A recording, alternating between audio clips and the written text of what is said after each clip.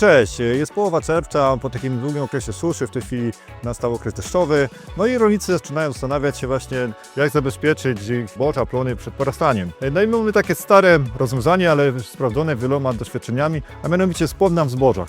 Spodna potrafi pokryć kłosy taką błoną, która przeciwdziała wnikaniu wody właśnie do środka i to skutecznie nam eliminuje ryzyko porastania i pozytywnie wpływa na liczbę opadania.